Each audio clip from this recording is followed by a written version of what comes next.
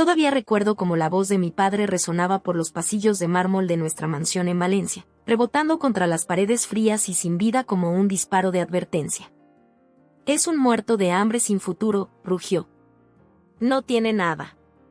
Su cara estaba roja de ira, con los puños apretados, como si mi decisión de amar a alguien que no provenía de la riqueza fuera la mayor traición de todas. Me quedé al pie de la escalera, temblando, pero decidida. Mi corazón latía con fuerza, no por miedo, sino por determinación. Papá siempre había sido un hombre de estatus, obsesionado con el legado familiar y el poder. Para él, mi novio Mateo era una mancha en el apellido Valverde, un simple dependiente en el mercado central, con manos callosas y una sonrisa amable. Pero para mí, Mateo era la primera persona que me había visto como algo más que la hija del famoso constructor Valverde. Intenté explicarle que el amor valía más que el dinero, pero papá no escuchaba. Sus palabras fueron cortantes y definitivas: si te casas con él, nunca vuelvas a pisar esta mansión. No lloré. No supliqué. Simplemente me reí, no por falta de respeto, sino por libertad. Hay cosas que el dinero no puede comprar, le dije con voz firme. Viviré con mi amor y conseguiré un trabajo. Luego me di la vuelta y salí de la única casa que había conocido, sin mirar atrás. Era aterrador, pero también emocionante. Elegí el amor. Y elegí mi propia vida. Esa tarde, mientras el sol caía sobre las torres del Miguelete que se veían a lo lejos, recogí lo poco que cabía en mi maleta. Mi madre me observaba desde la puerta, con los ojos brillantes de lágrimas contenidas. A diferencia de mi padre, ella no gritaba, pero su silencio dolía más. «Sofía, hija mía, ¿estás segura?», susurró finalmente. «La vida no es un cuento de hadas. El amor no paga facturas». Doblé con cuidado el vestido de seda que ella me había regalado en mi último cumpleaños. «Lo sé, mamá.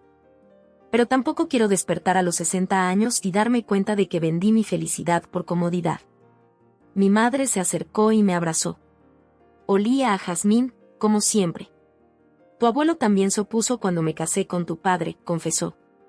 «Él era solo un albañil ambicioso entonces, no el gran empresario que conoces». Esta revelación me sorprendió. «¿Papá? ¿Un albañil?». Ella asintió. «La gente cambia, Sofía. A veces el dinero los cambia más que cualquier otra cosa». Mientras cerraba mi maleta, mi teléfono vibró. Era Mateo: «Estoy abajo. Cuando estés lista». Mi madre me miró con una mezcla de orgullo y preocupación. «Llévate esto», dijo, quitándose una cadena de oro con un pequeño medallón de la Virgen. «Era de tu abuela. Para que te proteja». La abracé por última vez, sabiendo que probablemente pasaría mucho tiempo antes de volver a verla. «Dile a Lucía que la llamaré», añadí, pensando en mi hermana menor. «Y que no deje que papá la obligue a estudiar economía si lo que quiere es arte». Bajé las escaleras con la certeza de que mi vida estaba a punto de cambiar para siempre. En el vestíbulo, mi padre no estaba. Típico de él, evitar las despedidas, especialmente cuando no salía victorioso. Al salir por el portón de hierro forjado, vi a Mateo esperando junto a su vieja Vespa azul. No tenía coche lujoso, ni chofer, ni nada de lo que mi padre consideraría digno de su hija. Pero tenía algo que nunca había visto en los amigos adinerados de mi padre: autenticidad. «¿Estás bien?», preguntó, tomando mi maleta. «Ahora sí», respondí, sintiendo un extraño alivio. Mientras nos alejábamos por las calles empedradas del barrio de Ruzafa, dejando atrás las mansiones y entrando en la Valencia real.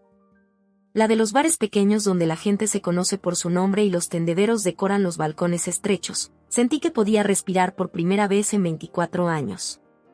«Te llevaré al piso que te conté», dijo Mateo mientras sorteaba el tráfico. «Es pequeño, pero está cerca del mercado y del parque del Turia. Podremos ir en bici a todas partes». «Suena perfecto», contesté, y lo decía en serio. Ya no me importaban los metros cuadrados ni los acabados en mármol. Me importaba despertar cada mañana sabiendo que había elegido con el corazón. Cuando llegamos al apartamento en un edificio antiguo del barrio del Carmen, me quedé mirando la fachada desconchada y las macetas con geranios en los balcones. Un gato perezoso tomaba el sol en el portal. Esto era tan diferente a la urbanización vigilada donde había crecido que casi me pareció de otro planeta. No es mucho, pero es un comienzo, dijo Mateo con una mezcla de orgullo y vergüenza. Mi tía Carmela nos lo alquila barato porque ayudé a reformarlo el verano pasado. Subimos las escaleras hasta el tercer piso. No había ascensor. Otra novedad para mí. Cuando Mateo abrió la puerta, me encontré con un espacio pequeño pero luminoso. Los muebles eran sencillos, algunos parecían de segunda mano, pero todo estaba limpio y ordenado. La cocina era minúscula comparada con la de mis padres, donde el chef preparaba 5 platos para cada comida. Podemos pintar las paredes del color que quieras, dijo Mateo nervioso ante mi silencio. Y he pensado que ese rincón sería perfecto para tus libros. Lo miré, con sus ojos expectantes y su camiseta desgastada, y supe que había tomado la decisión correcta. Me acerqué y lo besé. Es perfecto, dije. Es nuestro. Esa noche, cenamos pizza sentados en el suelo porque aún no teníamos mesa. Brindamos con cerveza barata por nuestra nueva vida. Y mientras las luces de la ciudad entraban por la ventana sin cortinas, me di cuenta de que nunca había sido tan pobre ni tan rica al mismo tiempo. Las primeras semanas fueron las más difíciles. Pasé de sábanas de seda y servicio a la habitación a un apartamento de una habitación con cañerías que goteaban y suelos que crujían. El aroma a lavanda de la mansión fue reemplazado por el olor a tostadas quemadas y detergente para la ropa. Mateo hacía turnos dobles en el mercado central para mantenernos a flote mientras yo buscaba trabajo, cualquier trabajo. El orgullo ya no tenía cabida en nuestras vidas, solo necesitábamos lo suficiente para sobrevivir. Terminé como camarera en La Estrella, una cafetería cerca de la Plaza Redonda, usando un uniforme naranja chillón y lidiando con clientes gruñones a quienes no les importaba quién solía ser yo. Fue humillante y, a veces, desgarrador. «Oye, guapa, que el café está frío», me gritaba algún señor impaciente mientras yo corría entre las mesas con la bandeja a rebosar. Doña Puri, la dueña, una mujer robusta con el pelo teñido de un rojo imposible, me observaba con ojo crítico. «Tienes manos de señorita», me dijo el primer día, «pero ya se te endurecerán». Y vaya si se endurecieron. Después de un mes, ya no me dolían los pies al final del turno. Aprendí a llevar 6 platos a la vez y a sonreír ante comentarios impertinentes. Cada noche, llegaba a casa con Mateo, que sonreía, besaba mi frente y me decía que estaba orgulloso. Esos momentos me recordaban por qué me había alejado de todo. No teníamos nada, pero nos teníamos el uno al otro. Y de alguna manera, eso lo era todo. Aún así, había noches en las que lloraba silenciosamente en el baño, extrañando el perfume de mi madre, el calor de una chimenea que antes daba por sentado, la seguridad de un futuro que creía garantizado. Pero nunca me arrepentí de mi elección. Cada día, construíamos una nueva vida desde cero, simple, frágil, pero real. Nuestro apartamento empezó a sentirse como un hogar cuando pusimos pequeños detalles, un jarrón con flores del mercado, fotos nuestras pegadas con cinta adhesiva, un mantel colorido que la abuela de Mateo nos dio. Las noches de verano, cuando el calor valenciano hacía imposible dormir, subíamos a la azotea con una botella de horchata casera que aprendí a hacer siguiendo la receta de la vecina del quinto, doña Amparo. Allí, bajo las estrellas, soñábamos en voz alta. Cuando ahorremos lo suficiente, podríamos abrir nuestro propio local, decía Mateo, que odiaba cada vez más trabajar para el primo de su tío, un hombre mezquino que le pagaba menos de lo justo. Algo pequeño, con productos de temporada. Podría estudiar pastelería, añadía yo. Siempre me gustó hacer postres, aunque en casa solo lo veía hacer a la cocinera. Estos sueños nos mantenían a flote en los días más duros, como cuando el casero subió el alquiler sin previo aviso, o cuando la tubería del baño explotó inundando la cocina. Aprendimos a arreglarlo casi todo. Mateo se volvió un experto en fontanería básica gracias a tutoriales de YouTube, y yo descubrí que tenía talento para remodelar muebles viejos que encontrábamos en la calle. Mis padres no llamaban. A veces, revisaba el teléfono esperando un mensaje, al menos de mi madre o de Lucía, pero nada. La única conexión con mi vida anterior era Carmen, mi antigua compañera de universidad, que de vez en cuando me invitaba a tomar café. «Tu padre pregunta por ti», me dijo un día. Finge que no le importa, pero se le nota. No supe qué responder. Parte de mí quería que sufriera, que sintiera el vacío que había creado con su ultimátum. Otra parte añoraba la normalidad familiar que nunca volveríamos a tener. El trabajo en la cafetería era agotador, pero me enseñó cosas que nunca habría aprendido en mi vida privilegiada. Descubrí que soy fuerte, más de lo que pensaba. Aprendí el valor de cada euro ganado, la satisfacción de contar las propinas al final del día y saber que eran el resultado de mi esfuerzo. Y sobre todo, conocí a personas reales, no las caricaturas que mi padre describía cuando hablaba de la gente común. Estaba Ramiro, el jubilado que venía cada mañana con su periódico y pedía café con leche, templado mientras me contaba historias de la Valencia de los años 60. O Maite, la estudiante de arte que pagaba sus cafés con monedas contadas y a veces me regalaba pequeños dibujos que hacía en servilletas. O los albañiles que entraban en manada a las 10 para el almuerzo, llenando el local de risas y expresiones coloridas que al principio me sonrojaban. 6 meses después de mi partida, recibí una carta. La dirección estaba escrita con la caligrafía elegante de mi madre. La abrí con manos temblorosas y encontré dentro una felicitación de cumpleaños y un cheque por una cantidad considerable. La nota decía, para lo que necesites. Papá no sabe nada. Te queremos. Mamá y Lucía. Lloré con esa carta entre las manos. Había olvidado mi propio cumpleaños, sumergida como estaba en la supervivencia diaria. Mateo me encontró así y me abrazó sin preguntar. Cuando le mostré el cheque, su expresión pasó de la sorpresa al orgullo herido. No lo necesitamos, dijo, pero noté la duda en su voz. Estábamos atrasados con el alquiler y su moto necesitaba reparaciones urgentes. Es un regalo de cumpleaños, respondí.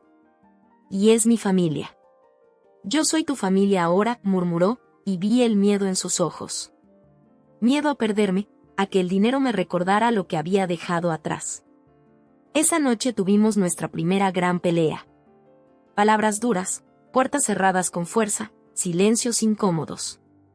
No era solo por el dinero, sino por todo lo que representaba, el mundo del que venía, que él nunca entendería completamente, y el mundo en el que estábamos, que a veces me resultaba asfixiante. Dormimos dándonos la espalda, un abismo entre nosotros en la cama estrecha. Por la mañana, cuando desperté, Mateo ya se había ido a trabajar. Sobre la mesa había una flor de papel y una nota, lo siento. Te quiero por quien eres, no por tu apellido ni por tu cuenta bancaria. Feliz cumpleaños, princesa rebelde. Me vestí rápido y corrí al mercado. Encontré a Mateo organizando cajas de fruta, con ojeras de no haber dormido bien. Me miró y sonrió, esa sonrisa que derretía todas mis defensas. Nos abrazamos entre naranjas y limones, ignorando las miradas divertidas de sus compañeros. Cobraremos el cheque, le dije al oído. Pero lo usaremos para algo que nos ayude a ambos. Tal vez clases de cocina para mí, o ese curso de carpintería del que hablabas. Él asintió. O podríamos ahorrar para algo más grande. Algo nuestro. Algo nuestro, repetí, sintiendo que, por primera vez en meses, el futuro no daba tanto miedo. Pasaron 2 años, y la vida, aunque todavía modesta, comenzó a florecer de maneras inesperadas. Me ascendieron a encargada en La Estrella, y Mateo empezó a estudiar ebanistería en un taller del barrio de Benimaclet. Ahorrábamos cada céntimo, no nos íbamos de vacaciones, vivíamos sin lujos, y poco a poco, las piezas comenzaron a encajar. Y entonces, una mañana de primavera, descubrí que estaba embarazada. El día que se lo dije a Mateo, lloró. Se dejó caer de rodillas, me abrazó por la cintura y susurró, puede que no tengamos mucho, pero nuestro hijo tendrá amor, muchísimo amor. Y lo decía en serio.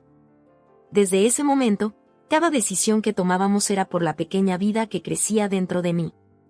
Compramos ropa de bebé en tiendas de segunda mano, repintamos una cuna antigua, y convertimos nuestro diminuto trastero en una habitación infantil llena de decoraciones hechas a mano y sueños de segunda mano. La noticia de mi embarazo se extendió rápidamente por nuestro edificio. La comunidad que habíamos creado sin darnos cuenta se unió para apoyarnos. Doña Amparo, con sus 80 y tantos años, comenzó a tejer mantas y gorros. Mi nieta ya no quiere estas cosas hechas a mano, Se quejaba, dice que todo tiene que venir con etiqueta. ¿Qué sabrán estos jóvenes? Ramón, el fontanero del segundo, arregló las goteras del cuarto del bebé sin cobrarnos. Mi Antonia y yo tenemos 5, nos contó mientras trabajaba, así que si necesitáis cualquier cosa, solo tenéis que preguntar. A medida que mi vientre crecía, también lo hacía mi ansiedad. ¿Cómo criaríamos a un niño en un piso tan pequeño? ¿Cómo pagaríamos para darle todo lo que necesitaba? Cada ecografía traía alegría y preocupación a partes iguales. Una noche, entre lágrimas, le confesé mis miedos a Mateo. Mi amor, me dijo, tomando mis manos, yo crecí en un piso más pequeño que este, compartiendo habitación con mis 2 hermanos. No teníamos juguetes caros ni ropa de marca, pero nunca nos faltó lo esencial. Y éramos felices, te lo juro. Me contó historias de su infancia, de cómo su padre les llevaba al río Turia los domingos, de las paellas familiares en días festivos, de cómo su madre inventaba juegos con cualquier cosa. Pero yo no sé hacer eso, le confesé. No sé ser madre sin recursos. Mi modelo fue crecer rodeada de cosas. Aprenderemos juntos, me prometió. Y con esa promesa, el miedo no desapareció, pero se hizo manejable. En mi 7º mes, recibí otra carta de mi madre. Esta vez, venía con una invitación, quería verme.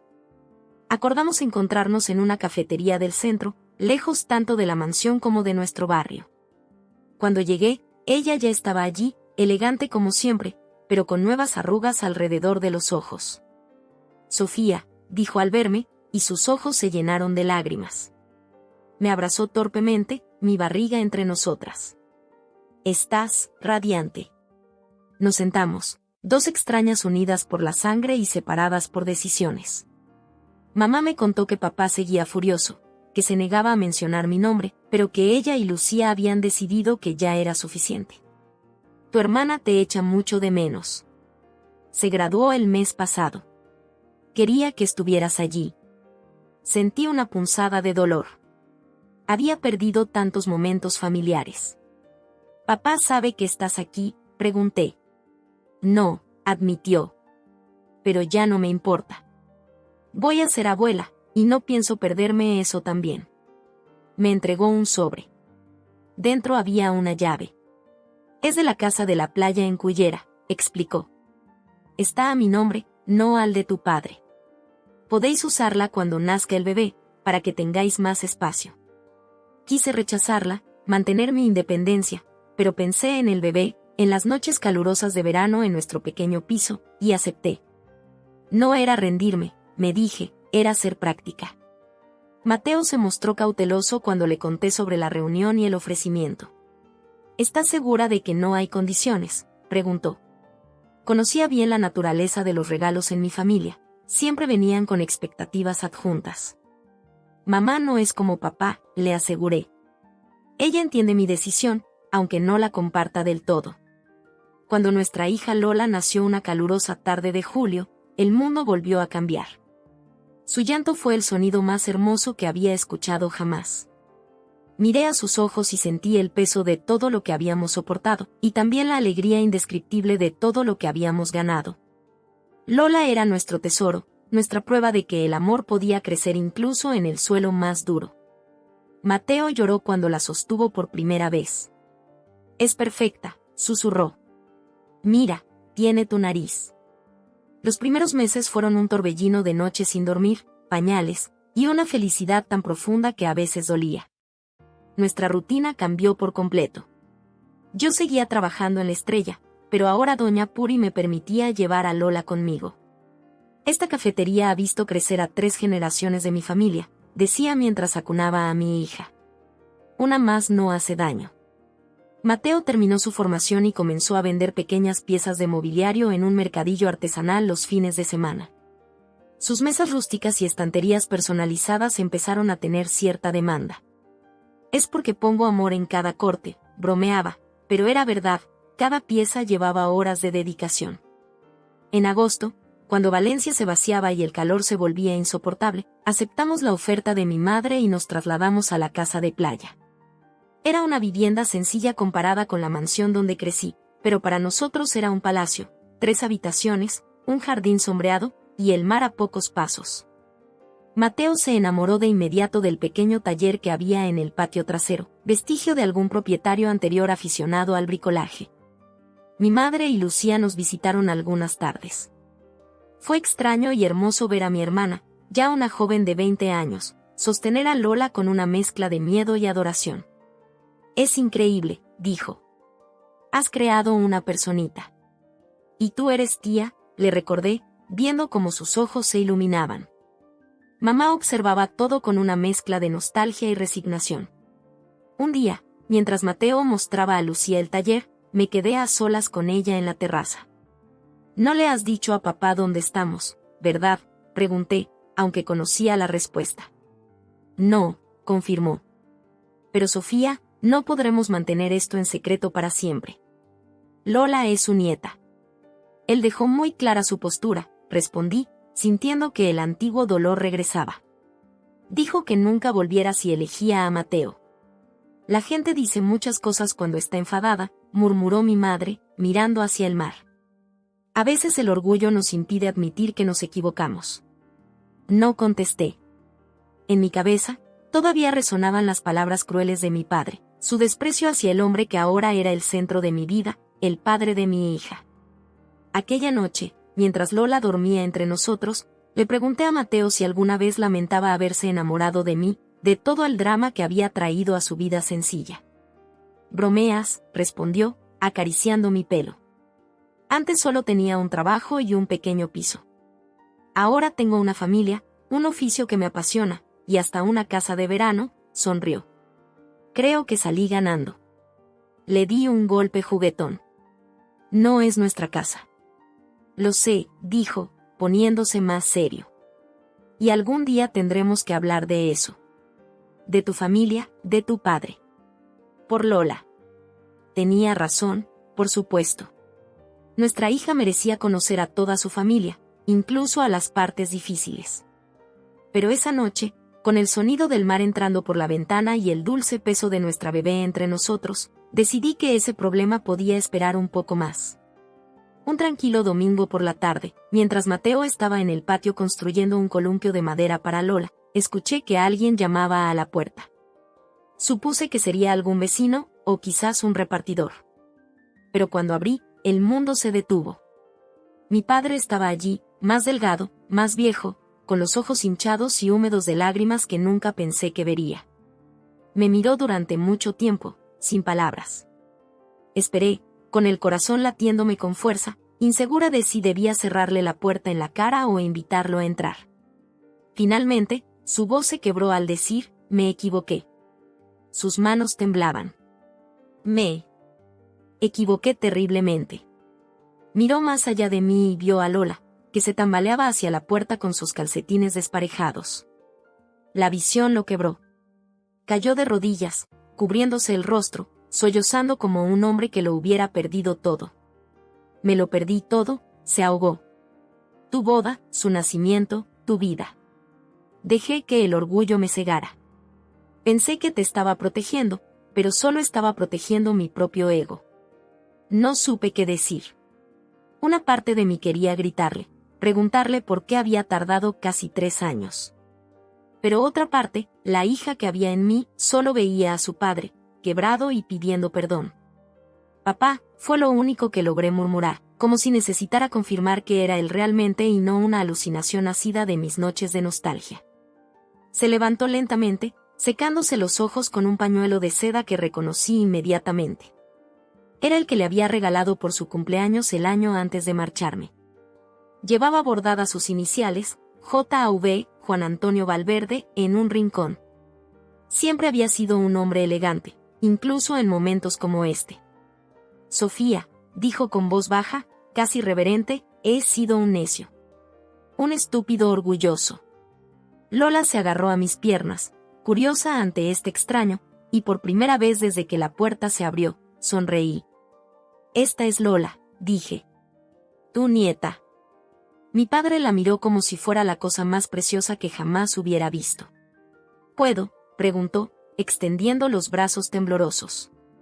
Asentí, y Lola, sin el menor atisbo de timidez, se dejó levantar por su abuelo, quien la sostuvo como si fuera de cristal. Fue en ese momento cuando Mateo apareció desde el patio trasero, con el rostro manchado de serrín y una expresión confusa al ver la escena. Se quedó paralizado al reconocer a mi padre, a quien solo había visto una vez, hace años, en aquella discusión que cambió nuestras vidas. «Señor Valverde», dijo Mateo, enderezándose inconscientemente. Mi padre depositó a Lola con cuidado en el suelo y se volvió hacia él. Durante un momento terrible, temí que todo el arrepentimiento mostrado fuera a esfumarse, que volviera a ser el hombre frío y calculador que me había desheredado. Pero entonces, para mi asombro, mi padre extendió su mano. «Por favor, llámame Juan Antonio», dijo. «Y creo que te debo una disculpa, muchas en realidad». La tensión en el aire era palpable. Podía ver la lucha interna de Mateo, el rencor por cómo me había tratado mi padre, contra su naturaleza compasiva. Finalmente, tomó la mano ofrecida. ¿Quieres pasar? Estaba preparando limonada, ofreció Mateo. Invitamos a mi padre a entrar. Se sentía extraño, como dejar entrar a un fantasma en nuestro pequeño santuario. Un mundo que habíamos construido precisamente para escapar de su sombra. Nuestro apartamento, que siempre me había parecido acogedor, de repente me pareció pequeño y desgastado bajo la mirada de mi padre. Pero para mi sorpresa, él no parecía estar juzgando nada. Al contrario, observaba cada rincón con una curiosidad genuina. «Es un buen lugar», dijo, sentándose en nuestro viejo sofá. «Se nota que hay vida aquí». Mateo, siempre hospitalario, le ofreció té. Lola, sin vacilación, se subió al regazo de mi padre como si pudiera sentir que era familia. Mi padre volvió a llorar. «Es preciosa», susurró. «Tiene tus ojos». Lo vi ablandarse, derretirse en la silla, y me di cuenta de que la mansión no lo había hecho poderoso. El amor, la humildad y la pérdida lo habían hecho humano. «¿Cómo nos encontraste?», pregunté, sentándome frente a él. «Tu madre», confesó. Después de meses negándose a decirme dónde estabas. Finalmente, hace una semana, dejó abierto un cajón con las fotos que os hicisteis en la playa. Creo que fue a propósito. «¿Mamá lo sabe? ¿Qué estás aquí?», negó con la cabeza. «Quería venir solo primero. Para disculparme. Para ver si había alguna posibilidad de que me perdonaras». Lola jugueteaba con los botones de su camisa, completamente ajena al torbellino emocional que nos rodeaba. Mi padre la miraba embelesado, como si estuviera memorizando cada detalle de su carita. «Tiene una colección de conchas», dijo Mateo, rompiendo el silencio incómodo. «Las recogimos en Cullera este verano». «¿Le gusta la playa?», preguntó mi padre, visiblemente aliviado por tener un tema de conversación seguro. «Le encanta», respondí. «Y parece que tiene talento para la música. Siempre está cantando». «Como tú a su edad», sonrió mi padre, y por un momento, volví a ver al hombre que me llevaba sobre sus hombros por el jardín, antes de que el imperio inmobiliario y el estatus social lo consumieran. Hablamos de cosas triviales durante un rato, el tiempo, la ciudad, los cambios en el barrio. Era más fácil así, mantenernos en la superficie, lejos de las aguas profundas y dolorosas de nuestro pasado. Pero cuando Lola se quedó dormida en brazos de su abuelo, mi padre volvió a mirarme con esa expresión de dolor. «Lo perdí todo por mi estupidez, Sofía», dijo. «No solo a mi hija, sino la oportunidad de ver crecer a esta pequeña, de estar en tu vida en los momentos que importan». «Fuiste muy claro aquel día», respondí, sintiendo que el viejo dolor resurgía. «Dijiste que nunca volvieras si me casaba con Mateo». «Dije muchas cosas estúpidas», admitió. Estaba asustado. «Vengo de la nada, Sofía. Todo lo que construí lo hice desde cero, con estas manos. Tenía terror de que pasaras necesidades, de que un día me odiaras por dejarte elegir el amor sobre la seguridad.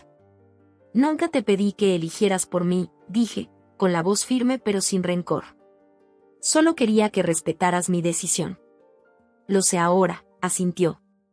Veo lo que habéis construido. No es grande, ni lujoso, pero es sólido. Real». Mateo, que había estado callado, poniendo la mesa para la cena, se unió a nosotros. No ha sido fácil, dijo con sinceridad. Pero cada día, cuando vuelvo a casa y veo a Sofía y a Lola, sé que todo vale la pena. Mi padre lo miró con respeto, tal vez por primera vez. Tenías razón sobre él, me dijo. Es un buen hombre. Cuando llegó la hora de que mi padre se marchara, nos quedamos un momento en la puerta, indecisos. Había tanto que decir, tantas heridas que sanar, tanto tiempo perdido que recuperar. ¿Puedo volver?, preguntó, con una humildad que nunca le había visto. Me gustaría conocer mejor a mi nieta. ¿Y a vosotros? Miré a Mateo, que asintió levemente, y luego a mi padre. Sí, dije. Puedes volver. Esa noche, mientras acostábamos a Lola, Mateo me abrazó por detrás. ¿Estás bien?, susurró. No lo sé, contesté honestamente. Una parte de mí quiere perdonarlo inmediatamente, otra parte no puede olvidar lo que hizo. No tienes que decidirlo todo esta noche, me recordó. El perdón lleva tiempo. Y está bien si necesitas establecer límites. Asentí, sabiendo que tenía razón. Lo que había sucedido hoy no era un final feliz, sino un comienzo. Un primer paso tembloroso hacia algo que ninguno de nosotros podía predecir completamente. Lo invitamos a cenar la semana siguiente. Se sentía extraño, como dejar entrar a un fantasma en nuestro pequeño santuario. Mateo, siempre generoso, preparó paella valenciana, su especialidad. Mi padre llegó puntual, con un paquete bajo el brazo. Para Lola, dijo tímidamente.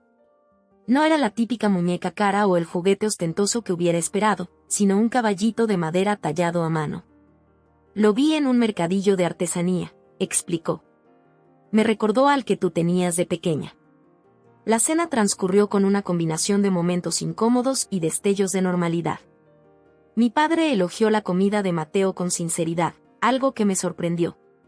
Nunca había probado una paella así, admitió. En casa, los cocineros siempre la hacen demasiado elegante, pierden la esencia. El secreto está en el fuego, explicó Mateo, visiblemente complacido. Y en no removerla una vez que el arroz está cocinándose. Observé con asombro cómo estos dos hombres tan diferentes encontraban un territorio común en algo tan simple como la cocina.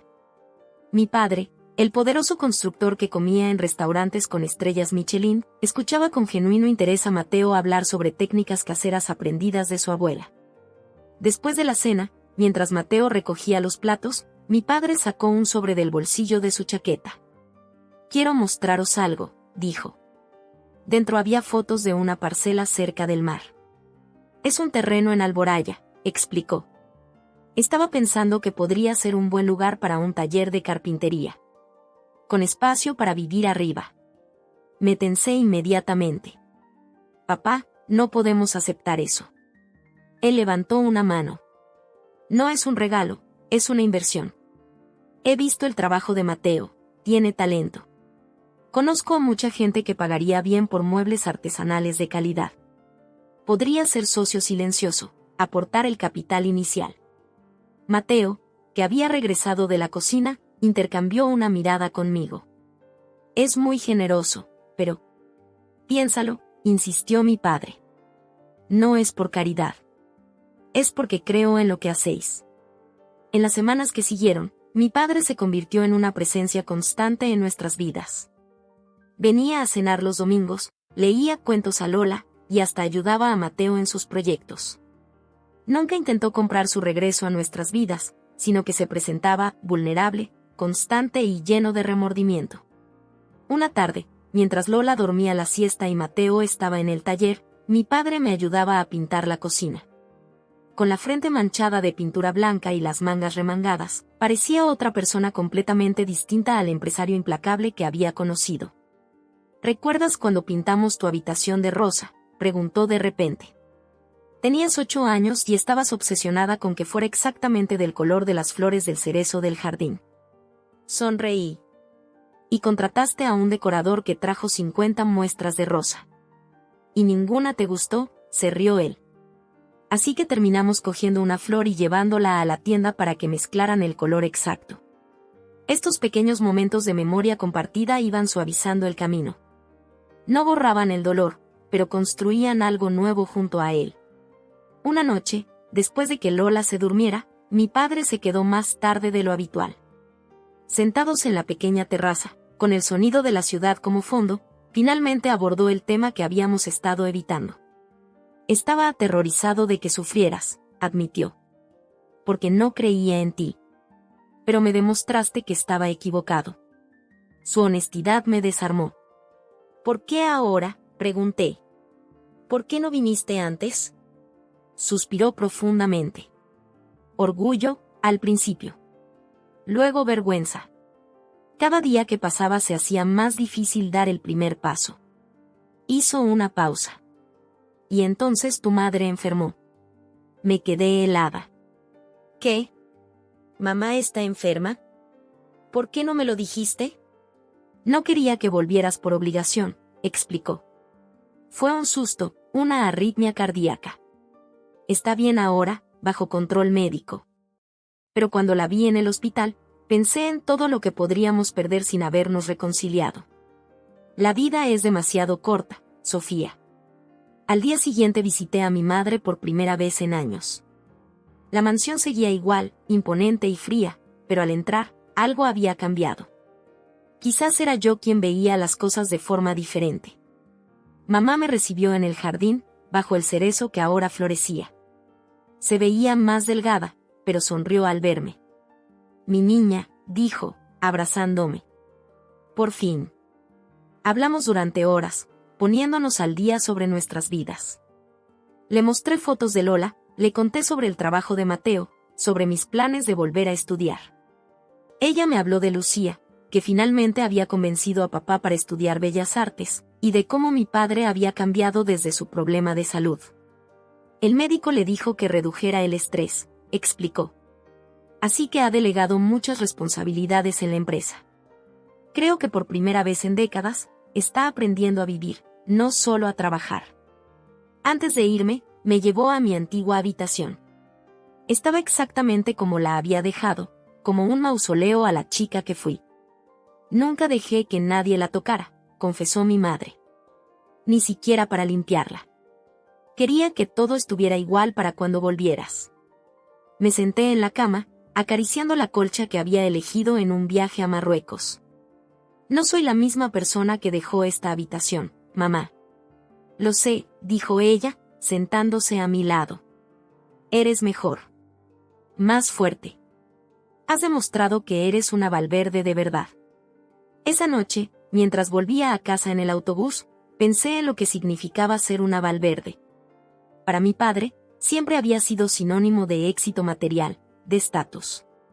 Para mí, ahora significaba algo completamente distinto, la capacidad de mantenerse firme, de construir una vida auténtica, de amar sin condiciones. Cuando llegué a nuestro apartamento, encontré a Mateo y a mi padre inclinados sobre los planos del taller. No estaban discutiendo sobre dinero o negocios, sino sobre el mejor lugar para colocar las ventanas para aprovechar la luz natural. He estado pensando, dijo Mateo esa noche, mientras nos preparábamos para dormir, quizás deberíamos considerar la propuesta de tu padre. No por el dinero, sino porque realmente creo que podríamos crear algo especial. Me sorprendió su cambio de actitud. ¿Qué te hizo cambiar de opinión? Ver cómo mira a Lola, respondió. Como te mira a ti. No está intentando controlar nuestras vidas, Sofía. Está intentando ser parte de ellas, en nuestros términos. Asentí, sintiendo que una extraña paz me invadía. Tal vez tengas razón. No fue fácil perdonar. Pero fue sanador. Y lentamente, reconstruimos lo que estaba roto, no con grandes gestos, sino con presencia, paciencia. Y verdad. Ya no anhelaba la mansión. Había encontrado algo mayor, una familia que había sobrevivido a la tormenta y había salido más fuerte. La siguiente semana, mi padre trajo a mi madre y a Lucía a cenar. Ver a mi hermana jugar con Lola, escuchar a mi madre intercambiar recetas con Mateo, observar a mi padre relajado y riendo genuinamente. Todo ello parecía un sueño imposible hace apenas unos meses. Tengo algo para vosotros, dijo mi padre después de la cena. nos entregó un juego de llaves. El terreno de Alboraya es vuestro, hagáis lo que hagáis con él. Sin condiciones. Mateo lo miró confundido. Pero dijiste que querías ser socio. He cambiado de opinión, respondió mi padre. Es un regalo. O mejor dicho, una restitución por todo lo que me perdí. Construid lo que queráis allí. Una casa, un taller, un futuro. Yo solo quiero ser bienvenido de vez en cuando. Esa noche, Mateo y yo nos quedamos hasta tarde hablando sobre posibilidades. Sobre cómo podríamos diseñar un espacio que fuera nuestro desde los cimientos, que reflejara quienes éramos ahora, no quienes habíamos sido. Un lugar donde Lola pudiera crecer con espacio para correr, cerca del mar. ¿Sabes qué?, dijo Mateo, abrazándome bajo las estrellas que se veían desde nuestra pequeña ventana. Tu padre tenía razón sobre una cosa desde el principio. ¿Qué cosa?, pregunté. Que mereces lo mejor, sonrió. Solo que él y yo teníamos diferentes definiciones de qué es lo mejor. Le devolví la sonrisa. Y ahora parece que estáis llegando a un acuerdo sobre esa definición. Sí, asintió. Creo que finalmente estamos hablando el mismo idioma. Hace 5 años, abandoné la fortuna y la comodidad. Hoy, me despierto en una casa modesta llena de risas, amor y el aroma a churros con chocolate en un domingo por la mañana. Nuestro segundo bebé está en camino, y Lola ya puede escribir su nombre con crayones en las paredes. Mateo sigue construyendo muebles los fines de semana, y yo ahora administro La Estrella, donde una vez serví café con manos temblorosas. La casa taller en Alboraya se convirtió en realidad. Pasamos casi un año planificándola, dibujando y redibujando los planos hasta que cada rincón reflejaba exactamente lo que queríamos. Mateo insistió en construir tanto como fuera posible con sus propias manos, aunque mi padre contrató a profesionales para la estructura principal. Aún recuerdo la mezcla de orgullo y nostalgia en los ojos de mi padre cuando vertimos los cimientos. Mi padre era albañil, me contó esa tarde, mientras observábamos cómo el hormigón llenaba los moldes. Empecé trabajando con él a los 14 años, cargando ladrillos en las obras de Benidorm. Nunca pensé que terminaría construyendo urbanizaciones enteras. ¿Por eso te enfadaste tanto cuando te dije que me iba con un trabajador?, pregunté, entendiendo algo por primera vez. Mi padre se quedó mirando sus manos, aún fuertes pero ahora marcadas por la edad. Quizás. Pasé toda mi vida intentando alejarme de esos orígenes, de la inseguridad, del no saber si mañana habrá trabajo. Quería que tú nunca conocieras eso. Pero lo conocí, sonreí y sobreviví. Él asintió, con una expresión entre resignada y orgullosa. Eres más fuerte de lo que nunca te di crédito por ser. Nuestra casa se terminó justo a tiempo para recibir a nuestro segundo hijo, un niño al que llamamos Martín, como el abuelo de Mateo. La habitación de los niños da al huerto de naranjos que plantamos en la parte posterior, y cada mañana, el sol mediterráneo inunda la cocina donde desayunamos todos juntos. El taller de Mateo ocupa toda la planta baja, con grandes ventanales desde donde puede vigilar a los niños mientras juegan. Su reputación como ebanista ha crecido tanto que ahora tiene una lista de espera de clientes que buscan sus piezas únicas. Ya no es el dependiente del mercado, es un artesano respetado que ha encontrado su vocación. Mi padre, ahora jubilado, nos visita cada semana. A veces conversamos sobre el pasado. Otras veces, simplemente nos sentamos en silencio, observando a Lola jugar en el jardín que una vez él llamó por debajo de nuestro nivel. He llegado a creer que la riqueza no se mide por lo que tienes, sino por lo que estás dispuesto a renunciar por amor. Hace unos meses, mi madre organizó una cena familiar en la antigua mansión. Era la primera vez que regresaba allí con mi propia familia. Mientras atravesábamos el imponente vestíbulo que una vez me pareció el centro del universo, me sorprendió lo frío y vacío que se sentía comparado con nuestro hogar en Alboraya. Lola corrió inmediatamente hacia el jardín, fascinada por la fuente y los setos perfectamente recortados. Mateo caminaba incómodo, ajustándose constantemente la camisa que se había puesto para la ocasión. Está todo igual, murmuré, recorriendo con la mirada los cuadros, las alfombras persas, los jarrones de porcelana china. No todo, respondió mi madre, tomando mi mano. Nosotros hemos cambiado. La cena fue sorprendentemente agradable. Lucía trajo a su novio, un joven artista con quien había montado una pequeña galería en el centro de Valencia. Mi padre, más relajado de lo que recordaba, contaba anécdotas de sus primeros días como constructor, historias que nunca había compartido antes. «Deberías ver los muebles que hace Mateo», dijo con orgullo, como si siempre hubiera apoyado su vocación. «El escritorio que me regaló para mi despacho es una obra de arte». Mateo se sonrojó, pero vi la satisfacción en sus ojos. El respeto de mi padre, que una vez pareció imposible de ganar, ahora era suyo, ganado no por adaptarse a sus expectativas, sino por ser fiel a sí mismo. Después de la cena, mi padre me llevó a su despacho. Sobre la pared donde antes colgaban sus títulos y reconocimientos, ahora había fotos familiares: Lola en la playa, Mateo y yo el día de nuestra boda civil, a la que finalmente asistieron, 2 años después de que ocurriera. Toda la familia reunida en Navidad. «Quiero enseñarte algo», dijo, abriendo una carpeta. Dentro había documentos legales. «Es mi Nuevo Testamento. He dividido todo entre tú y Lucía, por partes iguales». «Papá, no tienes que, déjame terminar», me interrumpió suavemente. «Durante años, usé el dinero como una forma de control. Te amenacé con desheredarte si no hacías lo que yo quería. Fue mezquino y estúpido. Este Nuevo Testamento no tiene condiciones. Es tuyo, hagas lo que hagas con tu vida». Me quedé sin palabras. No era el dinero lo que me conmovía, sino el reconocimiento, la aceptación total que representaba. «Pero quiero que sepas algo», continuó. «Estoy más orgulloso de lo que has construido por ti misma que de todo lo que podría dejarte. Has demostrado que los Valverde no se definen por sus posesiones, sino por su carácter». Esa noche, mientras volvíamos a casa, bajo un cielo estrellado, con los niños dormidos en el asiento trasero, Mateo tomó mi mano. «¿En qué piensas?», preguntó. «En lo extraña que es la vida», respondí. «En cómo a veces tienes que perderlo todo para encontrar lo que realmente importa». Él sonrió. «¿Te arrepientes alguna vez de haber dejado todo aquello?». Miré por la ventanilla a los campos de naranjos que pasaban en la oscuridad, pensando en la pregunta. «No», dije finalmente. «Porque no lo dejé todo. Dejé cosas. Casas, dinero, privilegios. Pero llevé conmigo lo importante, la capacidad de amar, de elegir, de construir algo propio». Cuando llegamos a nuestra casa, Mateo llevó a Lola a su habitación mientras yo acostaba a Martín en su cuna. Me quedé un momento observándolo dormir, con su pequeño pecho subiendo y bajando regularmente. Pensé en el camino recorrido, en la niña mimada que había sido y en la mujer en que me había convertido.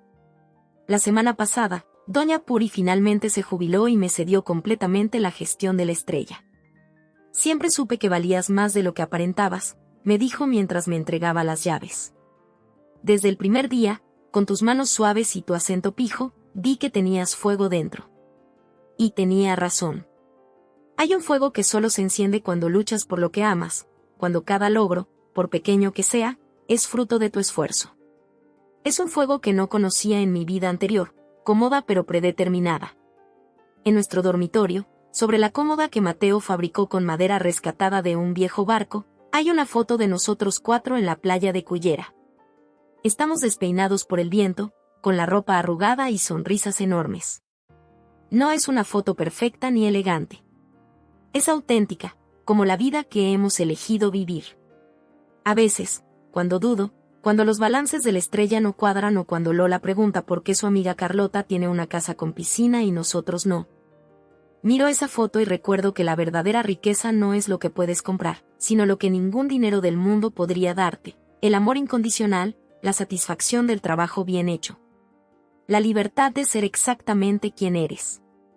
Mi padre, en su sabiduría tardía, lo resumió perfectamente en el brindis de la última cena familiar: por los verdaderos tesoros de la vida, la familia que nos elige cada día, el trabajo que nos llena el alma, y el coraje de seguir nuestro propio camino.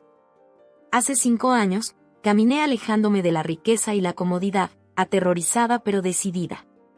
Hoy, camino hacia un futuro que construimos día a día, ladrillo a ladrillo, decisión a decisión. Un futuro incierto, a veces difícil, pero genuinamente nuestro. Y aunque el camino fue duro, lo elegiría de nuevo. Porque al renunciar a todo, encontré todo lo que realmente importaba. Amor. Familia. Crecimiento. Y el tipo de felicidad que ninguna herencia podría jamás comprar. Esta tarde, mientras escribo estas palabras, escucho las risas de Mateo y Lola que construyen una casa de muñecas en el taller, el suave respirar de Martín durmiendo en su cuna. Y el ocasional crujido de nuestra casa que se asienta sobre sus cimientos, justo como nosotros nos hemos asentado en esta vida que elegimos. Mañana, mi padre vendrá a almorzar. Traerá naranjas de su huerto, como siempre, aunque las nuestras son igualmente dulces. Mi madre nos ayudará a plantar nuevas flores en el jardín. Lucía y su novio vendrán con su perro, al que Lola adora. Nos sentaremos todos bajo la pérgola que Mateo construyó, compartiremos paella y vino, y hablaremos de todo y de nada. Y en medio de esa escena cotidiana, sabré con absoluta certeza que tomé la decisión correcta aquella tarde de verano cuando cerré la puerta de la mansión tras de mí.